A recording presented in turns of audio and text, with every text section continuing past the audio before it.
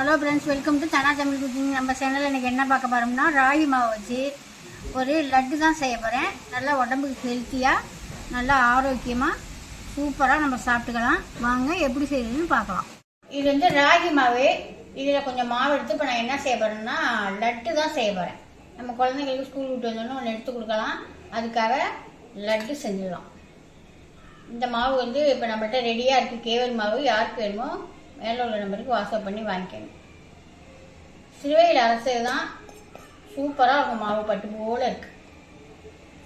இந்த மாவு நான் இப்போ விளைவி எடுத்துருக்கேன். இதோ ஒரு பாத்திரத்தில் சேர்த்துக்குவோம். கொஞ்சமாக நம்ம இனிப்பு தான் சேர்க்க போகிறோம். கொஞ்சமாக சால்ட்டு.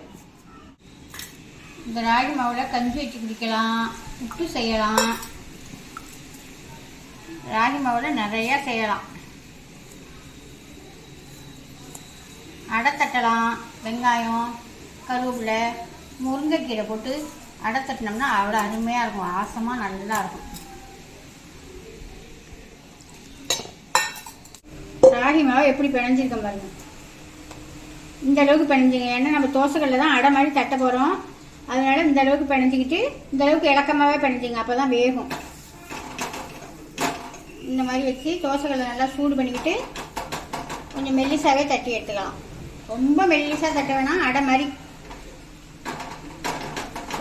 தட்டி எடுத்துக்கிட்டு அப்புறமா நான் என்ன செய்யணும்னு காட்டுறேன். இதுக்கு வந்து எண்ணெய் ஊற்ற வேணாம். கொஞ்சமாக நெய் ஊற்றிக்கலாம். வச்சுக்கணும். ராகி மாவு ஒன்றுமே எந்த பலகாரம் செஞ்சீங்கன்னாலும் சரி, புட்டு செஞ்சாலும் அடை செஞ்சாலும் எது செஞ்சாலுமே நல்லா வேக வச்சிடணும். ஏன்னா ராகி மாவு வேகலைன்னா, நல்லா வேகலைன்னா அது வயிற்றுக்கு ஒத்துக்காது. கொஞ்சமாக நெய் எடுத்து 4 பக்கம் விட்டுக்கலாம். இந்த மாதிரி நல்லா திருப்பி விட்டு நல்லா கங்கெல்லாம் நல்லா வேக வச்சிடலாம். திருப்பி போட்டு நல்லா வேகலாம் பரட்டி விட்டு வேக வச்சுக்குவோம். நல்லா வேகட்டும். வேக விட்டு காமிக்கிறேன். நல்லா இந்த மாதிரி பரட்டி விட்டு நல்லா வேக வச்சு எடுத்துக்கிட்டாங்க. உடஞ்சாலும் பரவாயில்ல, நம்ம புட்டு போட்டு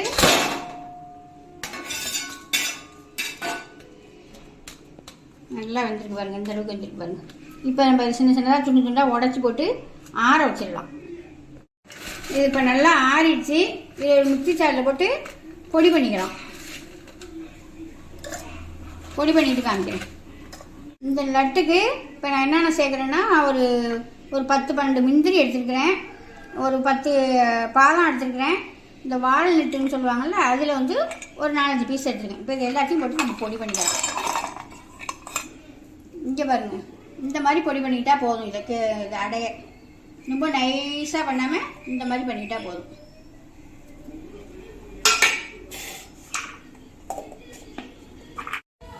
நல்லா பொலன்னு இருக்குதா? இடித்து எடுத்துகிட்டு வந்துட்டேன் பாருங்க. இது வந்து முந்திரி பருப்பு, வால்நட்டு, பாதாம் இடித்தோமா அதையும் இதோட சேர்த்துக்கலாம். இதுக்கு வந்து நான் நாட்டு சர்க்கரை தான் சேர்க்குறேன். நாட்டு சர்க்கரை சேர்த்துங்க. நீங்கள் ஜீனி வேணாலும் சேர்த்துங்க. இப்போ தான் ஜீனியே யாரும் சேர்க்க மாட்டேங்க. நாட்டு சர்க்கரை தான் சேர்க்குறீங்க. நாட்டு சர்க்கரை சேர்த்துங்க. இதுக்கு வாசத்துக்கு கொஞ்சமாக நம்ம நெய் போட்டுக்கலாம். கொஞ்சமாக வாசத்துக்கு ஏலக்காய் பொடி நீங்கள் வேணுன்னா போட்டுக்கோங்க. இல்லை நெய் வாசமே போதும்னாலும் விட்டுடலாம். நெய்யே நல்லா வாசமாக நல்லா தான் இருக்கும். இதை நம்ம உருட்டி வச்சுக்கிட்டோம்னா பிள்ளைங்களுக்கு கொடுக்கலாம். நம்மளும் எடுத்து சாப்பிட்லாம். நம்ம சும்மா வேறு எதுவும் தோசை ஊற்றி தீட்டு கொடுத்தோம்னா சாப்பிட மாட்டாங்க. இது கேழ்வரகு மாவு உடம்புக்கு நல்லது தானே. நம்ம எப்படியெல்லாம் பிள்ளைங்களுக்கு உடம்புல சேர்க்கணுமோ சேர்த்துடலாம். அந்த மாதிரிலாம் செஞ்சோம்னா சாப்பிட்டுக்குவாங்க. எல்லாமே போட்டு இப்போ நம்ம கிளறி விட்டுட்டு நம்ம நாட்டு சர்க்கரை போட்டோன்னா கொஞ்சமாக இலக்கம் கொடுக்கும். அந்த இதுலேயே நம்ம இலக்கத்துலேயே நம்ம நல்லா பிடிச்சிடலாம். நீங்கள் வேறு எதுவும் நெய்யெல்லாம் நிறையா ஊற்ற வேண்டியதில்லை. நான் அடை தட்டையில் ஒரு ஸ்பூன் ஊற்றினேன். இப்போ 1 ஸ்பூன் போட்டிருக்கேன். அவ்வளோதான். நம்ம இந்த நாட்டு சர்க்கரை போட்டோன்னே நல்லா இலக்கமாக வருமா. நல்லா அந்த மாதிரி பிடிச்சி வச்சுட்டோம்னா நல்லா இறுகி போய் நல்லா இருக்கும் சாப்பிட்றதுக்கு. அவ்வளோதான்.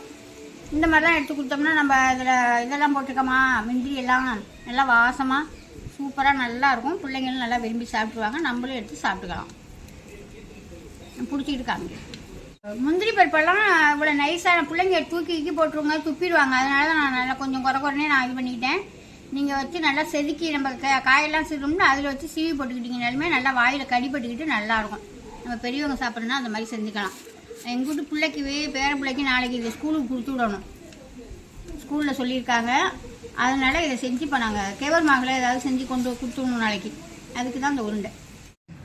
ராகி மாவு லாடு உருண்டை சூப்பராக ரெடி ஆகிடுச்சு. இந்த மாதிரி நீங்கள் செஞ்சு வச்சுக்கிட்டிங்கன்னா பிள்ளைங்களுக்கு நம்ம ஸ்நாக்ஸ் பதிலாக இது 2 வச்சு கொடுத்து விடலாம். ஒரு 4 நாளைக்கு வச்சுக்கலாம். வெளியில் வச்சுக்கிட்டிங்கன்னா ஃப்ரிட்ஜில் வச்சுக்கிட்டிங்கன்னா ஒரு வாரத்துக்கு கூட வச்சுக்கலாம். நல்லா ஒரு பிசு இல்லாமல் ஒரு அருமையாக இந்த பாருங்கள் கையிலலாம் ஒன்று ஒட்டக்கிட்ட இல்லை பாருங்கள். நல்லா சூப்பராக நல்லா நெய் வாசத்தோடு சாப்பிட்டு பார்த்துட்டேன். அவ்வளோ அருமையாக இருக்குது. நம்ம சும்மாலாம் நம்ம அடை நம்ம தோசையெல்லாம் ஊற்றி கொடுத்தோம்னா சாப்பிட மாட்டாங்க. இந்த மாதிரி எப்படி உடம்புக்கு நம்ம பிள்ளைங்களுக்கு சேர்க்கணுமோ இந்த மாதிரிலாம் செஞ்சு கொடுத்தோம்னா சாப்பிட்டுக்குவாங்க. ஒரு உருண்டை 3 உருண்டை கூட சாப்பிட்டுக்குவாங்க. நல்லா இருக்குது, அவ்வளோ டேஸ்ட்டாக இருக்குது. இந்த மாதிரி நீங்கள் ஒரு வாட்டி ட்ரை பண்ணி பார்த்துட்டு கமெண்டில் சொல்லுங்கள். இந்த வீடியோ பிடிச்சிருந்தா ஒரு லைக் பண்ணுங்கள், ஃப்ரெண்டுக்கெல்லாம் ஷேர் பண்ணுங்கள். மறந்துடாமல் ஒரு சர்ப்ரைஸ் பண்ணிவிடுங்க. பாய்.